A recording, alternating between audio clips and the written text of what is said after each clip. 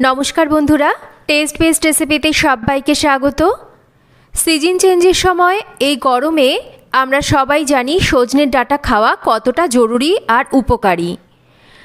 যতদিন সজনের ডাঁটা পাওয়া যায় ততদিন কিন্তু আমরা প্রত্যেকেই এই সজনের ডাঁটা দিয়ে কিছু না কিছু রেসিপি বাড়িতে বানিয়ে খাই।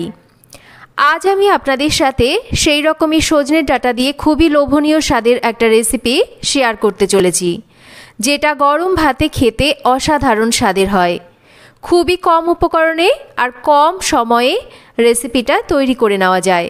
চলুন আজকে রেসিপি দেখে নেওয়া যাক। এখানে নিয়ে নিয়েছি একদম টাটকা কয়েকটা সজনের ডাঁটা। সবার প্রথমে আমাদের সজনের ডাঁটাগুলোকে কেটে নিতে হবে। ডাঁটা কাটার সময় ডাঁটার ওপরে এই পাতলা আঁশ বা খোসাটাকে কিন্তু আমাদের একটু ছাড়িয়ে নিতে হয়, না হলে ডাঁটাটা ভালো করে সেদ্ধ হয় না আর ডাঁটাটা খেতেও ভালো লাগে না। আমি ডাঁটাগুলোকে কেটে ফিরে আসছি। দেখুন এখানে আমি সজনের ডাঁটাগুলোকে কেটে নিয়েছি। ডাঁটার ওপরের পাতলা আঁশ বা খোসাটাকে কিন্তু আমি অল্প রেখে রেখে ছাড়িয়ে নিয়েছি। তার সাথে নিয়েছি আমি আলুগুলোকেও ডাঁটার মতন লম্বা টুকরো করে কেটে নিয়েছি আর নিয়েছি টমেটো। রান্নাটা শুরু করব।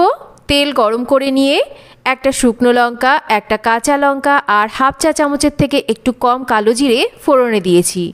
ফোড়নটা হয়ে গেলে এবার কেটে নেওয়া আলুগুলোকে দিয়ে স্বাদ মতন লবণ, পরিমাণ মতন হলুদ আর তার সাথে দিয়ে দিচ্ছি আমি অল্প করে একটু কাশ্মীরি লঙ্কার গুঁড়ো। এটা আপনারা নাও দিতে পারেন, আমি একটু কালারের জন্য এখানে ব্যবহার করেছি। এবার আমি আলুটাকে একটু ভেজে নেব। আলু হালকা ভাজা হলে এবার আমি সজনের ডাঁটাগুলোকে দিয়ে দিচ্ছি। প্রথমে আলুটাকে আমরা এর জন্যই একটু ভেজে নেব, যেহেতু আলুটা সেদ্ধ হতে একটু সময় বেশি নেয়।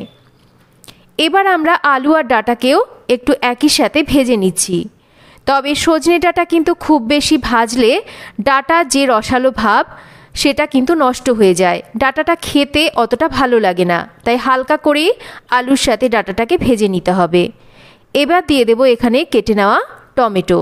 তবে এই রান্নাতে টমেটোর পরিমাণটা একটু বেশিই দিতে হবে, তাহলে কিন্তু রান্নার স্বাদটা বেশ একটু ভালো আসবে। টমেটোটাকে দিয়ে আলু আর ডাঁটার সাথে একটু নাড়াচাড়া করে নিয়েছি। এবার একটা ঢাকা দিয়ে আমি টমেটোটা নরম হয়ে আসা অবধি রান্না করব। ততক্ষণ আমি মশলা তৈরি করে নেব। নিয়ে নিচ্ছি এখানে 4টে কাঁচা লঙ্কা, অবশ্যই ঝালটা আপনারা নিজেদের স্বাদ মতন ব্যবহার করবেন। তার সাথেই দিচ্ছি এখানে পোস্ত, দেব এখানে 2 ধরনের সর্ষে। আমি যতটা পোস্ত নিয়েছি একই পরিমাণ কিন্তু 2 ধরনের সর্ষে এখানে ব্যবহার করেছি। মানে 1 টেবিল চামচ যদি পোস্ত হয় তাহলে কিন্তু 2 ধরনের সর্ষেও কিন্তু মিশিয়ে 1 টেবিল চামচই নিতে হবে। সামান্য একটু লবণ দিয়ে এবার জল দিয়ে মশলার পেস্ট তৈরি করে নেব। যদি সর্ষে পোস্ত এগুলো বাটার সময় একটু লঙ্কা আর লবণ দিয়ে বাটা হয় তাহলে কিন্তু এটা তেতো হয় না। এদিকে ঢাকাটা সরিয়ে নিয়েছি, টমেটোটাও সুন্দরভাবে গলে গেছে। বেটে নেওয়া মশলার পেস্টটাকে দিয়ে দিচ্ছি আর বাটিটাকে ধুয়ে সামান্য করে একটু জল দিচ্ছি, যেহেতু বাটির মধ্যে অনেকটা মশলা লেগেছিল। এবারে সর্ষে পোস্ত বাটা দিয়ে আমি একটু কষিয়ে নেব। তবে সর্ষে পোস্ত বাটা খুব বেশি কষালে এর স্বাদটা কিন্তু নষ্ট হয়ে যায়, তাই খুবই কম 2 মিনিট মতন এটাকে একটু কষিয়ে নেওয়ার পর এবার আমরা ডাঁটা আলু সেদ্ধ হওয়ার জন্য এর মধ্যে জল দেব। আমি এখানে ওই বাটিরই কিন্তু 2 বাটি জলের ব্যবহার করেছি। এবার ঝোলটা ফুটতে শুরু করলে এর মধ্যে স্বাদ মতন মিষ্টি দেব। আর আমি একটু চেক করে দেখেছিলাম লবণটা একটু কম ছিল, তাই আরও একটু লবণ কিন্তু এখানে আমি ব্যবহার করেছি। এবার ভালো করে একটু নাড়াচাড়া করে লবণ মিষ্টিটাকে আমাদের মিশিয়ে নিতে হবে। ঝোলটা ফুটতে শুরু করেছে, এবার আমরা ঢাকা দিয়ে রান্না করব। ঢাকা দিয়ে দিলে আলু সজনের ডাঁটা কিন্তু খুব তাড়াতাড়ি সেদ্ধ হয়ে যাবে। বেশ কিছুক্ষণ আমি ঢাকা দিয়ে রান্না করে নিয়েছিলাম, ঢাকাটা সরিয়ে নিচ্ছি। একটু চেক করে নিচ্ছি আলু সজনে ডাঁটা এগুলো ঠিকঠাক সেদ্ধ হয়েছে কিনা। দেখুন খুব সুন্দরভাবেই কিন্তু আলু ডাঁটা এগুলো সেদ্ধ হয়ে গেছে। আর কিন্তু এগুলো সেদ্ধ হওয়ার বাকি নেই। যদি মনে হয় এগুলো একটু শক্ত আছে তাহলে আবারও একটু ঢাকা দিয়ে আপনারা কম আঁচে রেখে এটাকে রান্না করে নেবেন। আমি এবার ঢাকা খোলা অবস্থায় আরও মিনিট খানিক রান্না করে নিচ্ছি, মানে ঝোলটাকে আরও একটু টানিয়ে নিচ্ছি।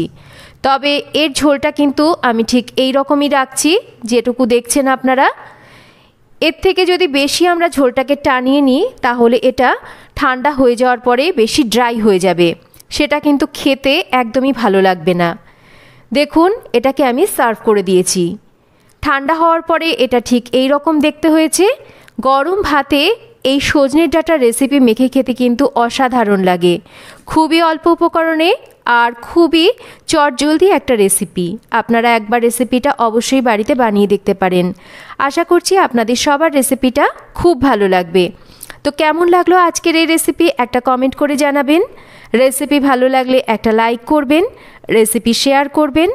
আর যদি চ্যানেল সাবস্ক্রাইব করা না থাকে তাহলে চ্যানেলটাকে সাবস্ক্রাইব করবেন। সবাই ভালো থাকবেন, আবার ফিরে আসবো নতুন কোনো রেসিপি নিয়ে। আজকের মতো এই পর্যন্তই। সবাই ভালো থাকবেন, সুস্থ থাকবেন।